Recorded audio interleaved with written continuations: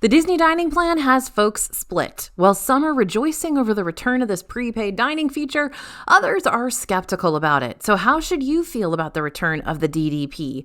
We're laying out everything you need to know about it before you fork over the big bucks today on DFB Guide.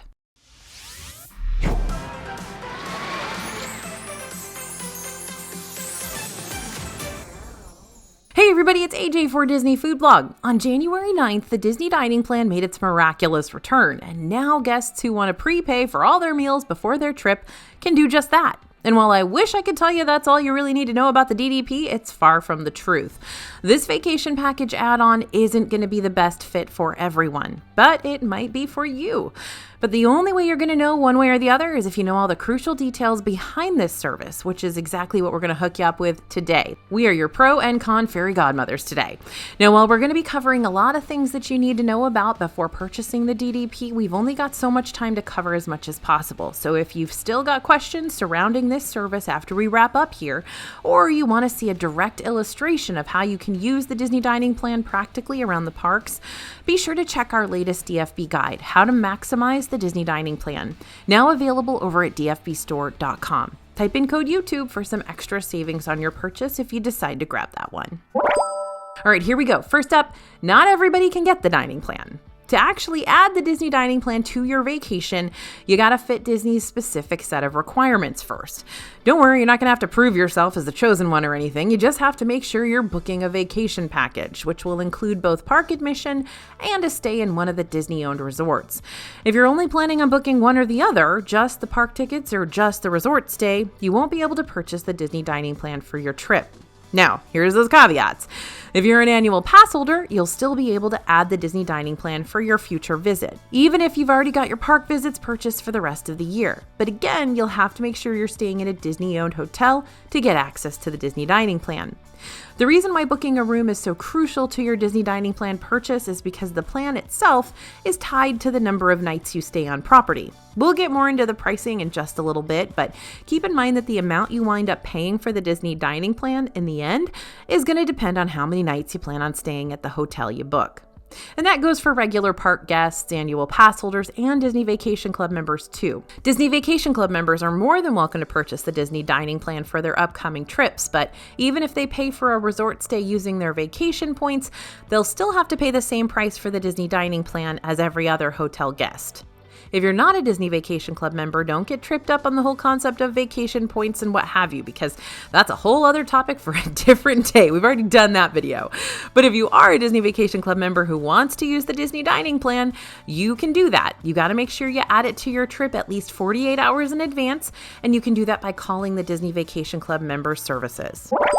Next thing to know, there are 2 and only 2 dining plan options right now. Before the 2020 closures and before the Disney dining plan's long-term hiatus, there used to be multiple versions of the Disney dining plan available to book. In fact, right before COVID, they added a brand new one. But upon its return, Disney's keeping things simple. You can either get the quick service plan or the standard plan, and as they say on Saturday Night Live, that's all. The quick service plan is the cheaper option of the 2. That's going to give you 2 quick service meal credits, quick service is fast food basically, and 1 snack credit per person per night of your package.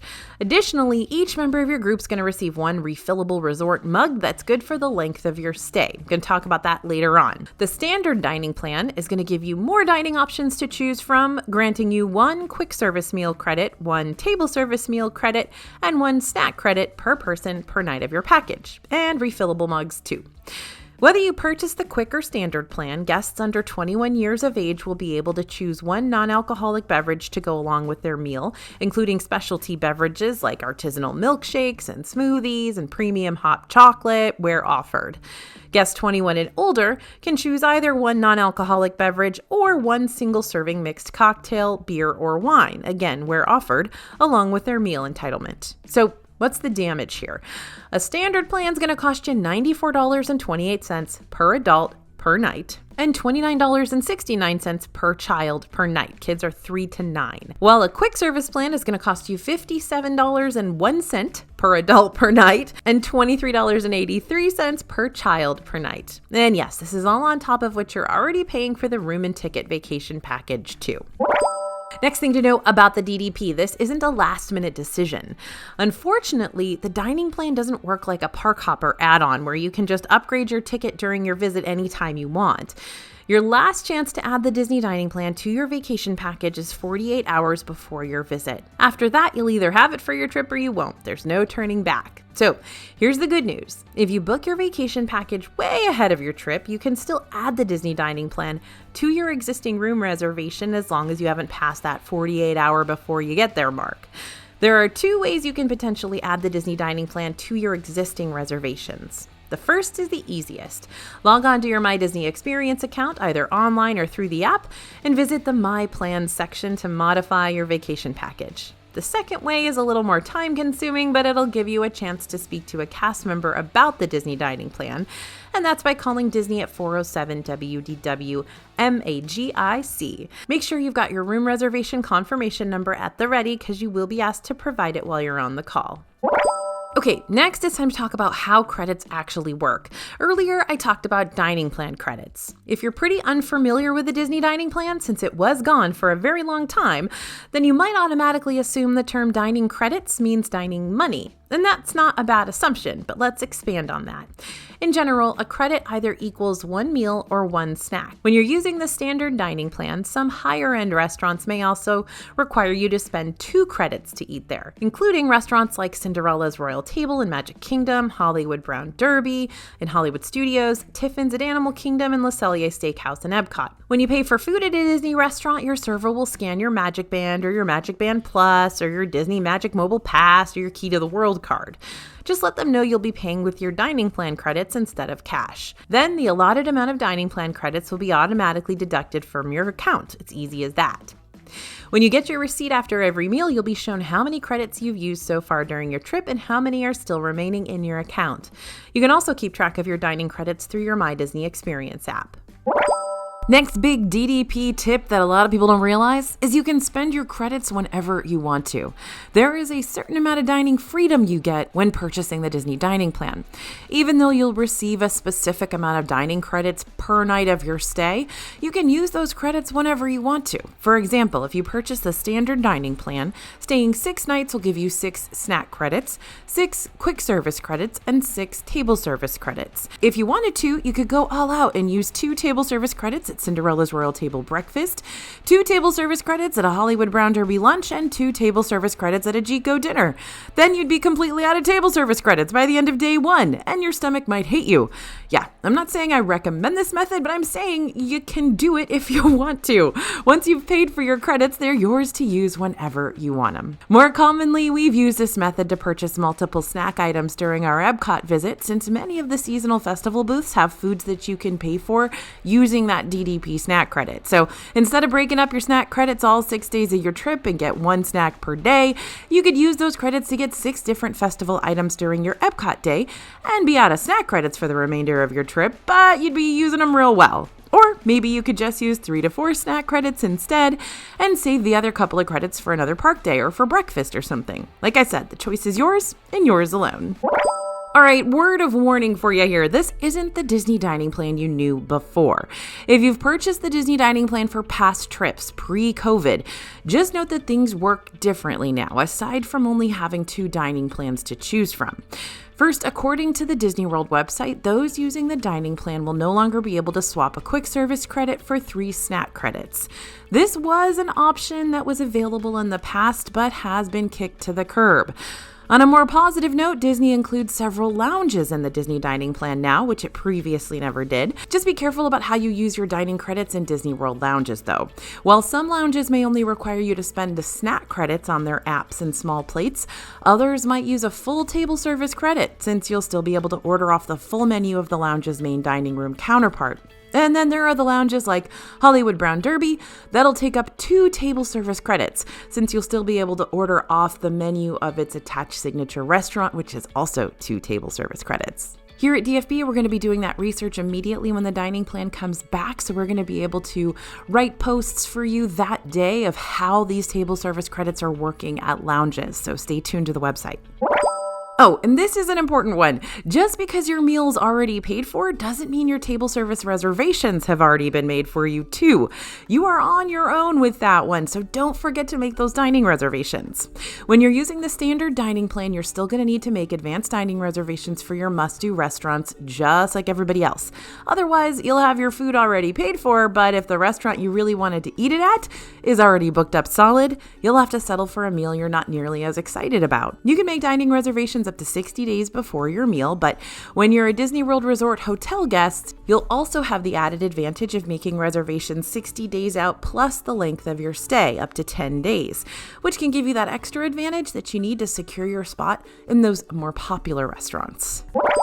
Now, we get this next question all the time, or at least we did back when the Disney Dining Plan existed before. So let's cover it right now. What is a snack? What is considered a snack? What's going to be allowed for my snack credits? What's the best value snack? Well, your definition of a snack and my definition of a snack might be completely different. And if you want to determine that for yourself, you can always check out our latest Best Snacks of 2024 video to see what I mean. But Disney makes it very clear what they consider to be a snack credit, and they're not going to leave you guessing. There are hundreds of different snacks available across Disney World, from a basic bottle of water to international treats like the Norwegian school bread in Epcot. Snacks are all identified by a little purple and white checkerboard symbol that looks like this.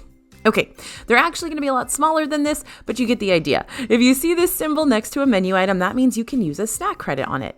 Some examples of eligible snack options are ice cream bars, cups of soup, single-service popcorn boxes, whole fruit, 12-ounce coffee or tea, single-serve prepackaged milk or juice, 20-ounce bottle of soft drink, counter-service restaurant menu side items, including breakfast side items too, like single-serving muffins, bagels, eggs, stuff like that. However, if you're really wanting to get the most bang for your buck out of these snack creds, there are much higher value snack credit eligible items that you're going to want to choose instead. These are going to be things like loaded fries, pineapple upside down cake with Dole Whip, and other snacky items that are loaded with toppings and hearty enough to serve as a whole meal in and of itself. And of course, like I mentioned earlier in this video, one of our favorite ways to use snack credits are on those expensive items at the Epcot festivals. Usually snack credits are going to be in the $4 to $6 range, but at the festivals, sometimes you can get things for a snack credit that would normally go for $7, $8, $9. This next one's another warning for you. You may end up still having to pay for food out of pocket.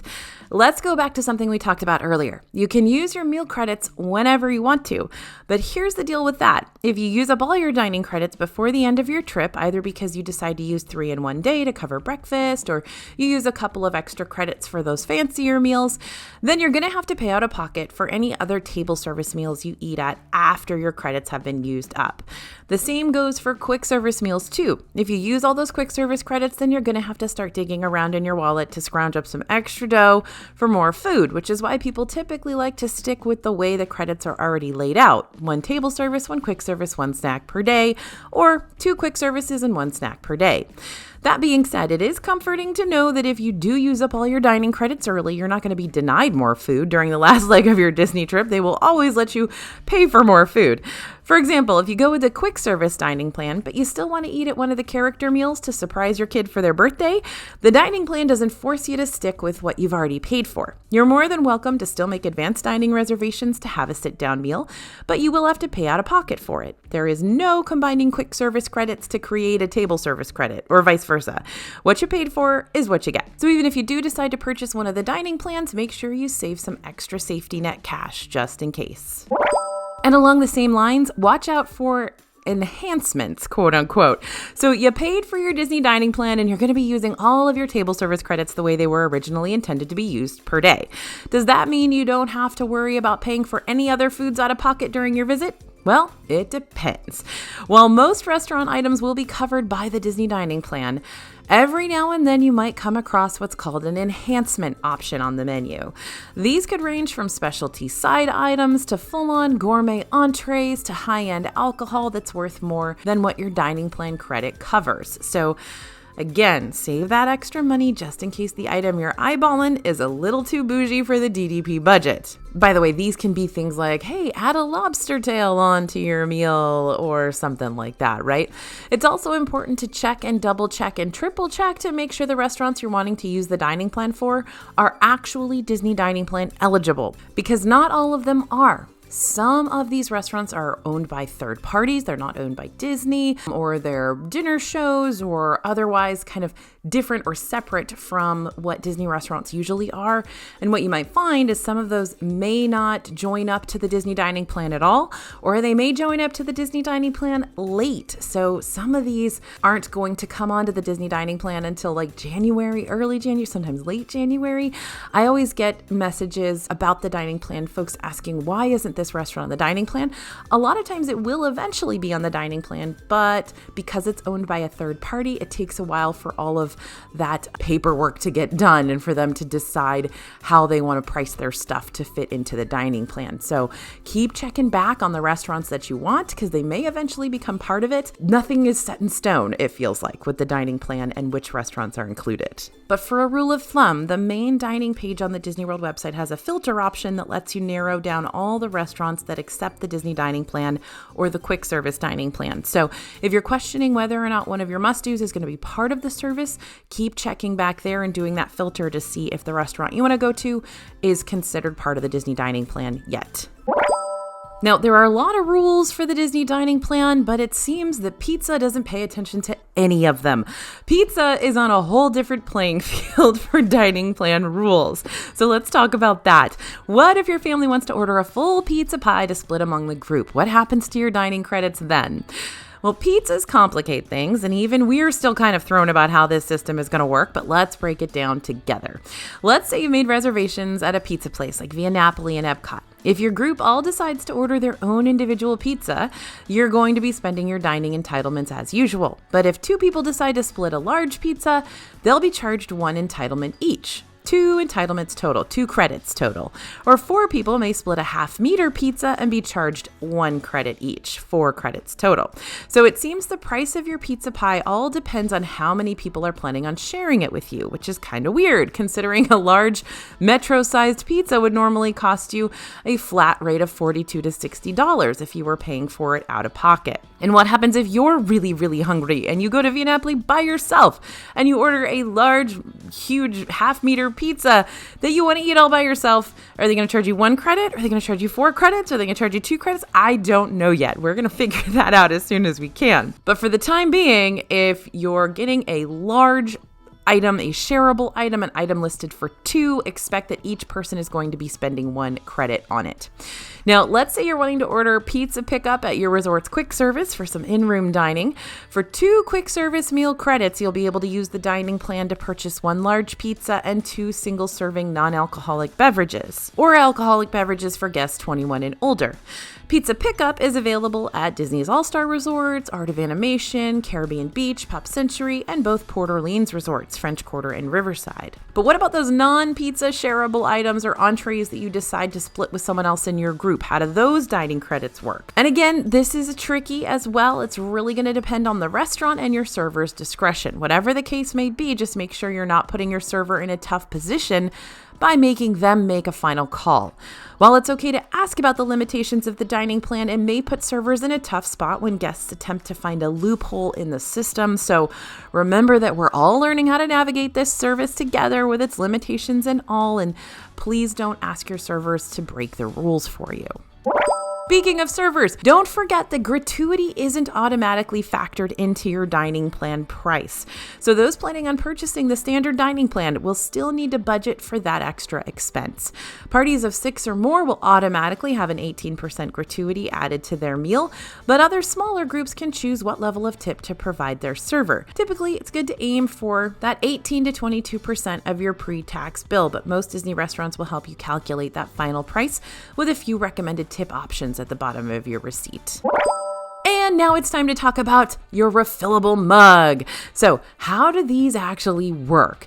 Refillable mugs are 16-ounce insulated coffee mugs that'll provide you with unlimited free refills for fountain drinks, coffee, and tea. But here's the catch. You can only use them at beverage locations in Disney hotels for the entire length of your stay, up to 14 days worth. Now, remember back in the day when you could only use them at your actual hotel? Well, that's different now. You can use them at any Disney hotel that's got a participating beverage dispensing location. So that's great. But you can't be bringing your mug into the parks and asking for free refills because you're going to be rejected and that will make you feel sad inside. Now, that's not to say you can't bring your mugs into the parks at all. You can still fill them up at your resort and bring them with you if you want to.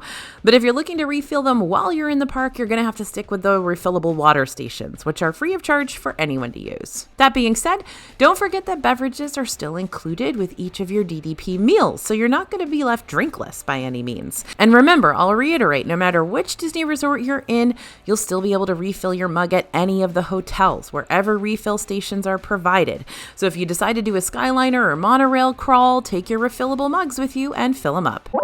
And now for the biggest truth bomb of them all. The Disney Dining Plan is more of a convenience-based service than a savings-based one. Bam. I think Disney kind of tries to sell this as you can save money with the dining plan, but it's actually pretty hard to save a ton of money with it. The Disney Dining Plan helps you spend less time stressing over how you'll spend your money on food and more time enjoying all the food that's already been paid for. But here's the thing, you can dine much cheaper in Disney World and still dine well in Disney. Something that I often say on these videos is that Disney's not going to provide a service that they're not going to make a profit from. It's just not going to happen. So what they've done is they've curated all of their data that they know about how people eat in Disney World, how much they eat in Disney World, and how much they spend in Disney World. And they've created a dining plan product that basically is priced at the higher end of what people normally pay in Disney World. So my guess is that most people in Disney World do not spend this much on food. And that's why you'll often hear people who have the dining plan saying that it's too much food. They can't eat it all because Disney has basically placed it at the higher end of what people normally eat, which means they're going to make a profit because people are not going to use all their credits. Hope all that makes sense. To give you some examples, a lot of people don't order dessert with every single meal. That's just not something that they need or want, but with a dining plan, you're paying for it. So let's look at a few of our favorite table service locations and how you can dine a little bit less expensively at those table service locations and still have a great meal without paying kind of what the Disney dining plan would make you pay for it. Over at Sanaa in Disney's Animal Kingdom, you can get a Sanaa burger with spiced mustard and peppadew goat cheese served with Sanaa chips and a pickle spear. That's $18. At Wine Bar George in Disney Springs, entrees cost between $15 and $19 for lunch, or you can get family-style plates that feed up to 4 people for $75 to $76. Steakhouse 71 at Disney's Contemporary Resort has the most affordable steaks on property, with none going over that $40 mark. And Geyser Point Bar and Grill at Wilderness Lodge has those small plates and hearty eats that typically cost between $12 and $21, which is often the price tag on counter service locations.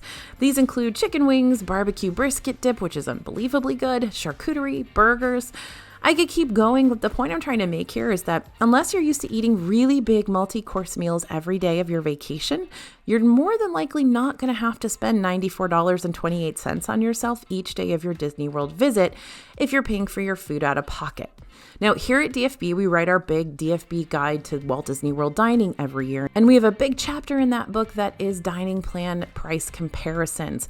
How much is a regular family going to spend every single day of a 7-day vacation versus buying the dining plan? So we're actually going to list it out for you. We're going to show you what a typical family is going to eat during their trip and how much that's going to cost versus what the dining plan would cost. But the bottom line is, it's up to you. Whatever your family is going to eat, and if you have the family that's going to eat steak and lobster at every meal if you can, then the dining plan can save you money. If you're going to go to those table service locations and you are going to order the most expensive thing on the menu every single time, yes, you are going to save money with the dining plan. But if your family's like, sometimes we get pasta, sometimes we get chicken. Those are the least expensive things on the menu. And so you're probably not going to break even with a dining plan. So when you get the dining plan, get it as a prepayment perk versus a saving money perk. Okay, so what do you think? Will you be getting the Disney dining plan for your next Disney World adventure? Let me know in the comments, and don't forget to check out our latest Disney dining plan digital guide over at dfbstore.com if you got more questions surrounding the service. Also, one last note before we sign off. Keep in mind that the Disney dining plan is still trying to find its footing here. Things are different than they used to be, and I think a lot of the cast members haven't experienced people using the dining plan. A lot of the cast members that are working in Disney World right now weren't here 5 years ago, back when the Disney dining plan was here. So understand that there may be some questions even on the cast member side that they have to go check out for you. So please know that everybody's still figuring this out. And we could also see a lot more updates regarding this service in the future.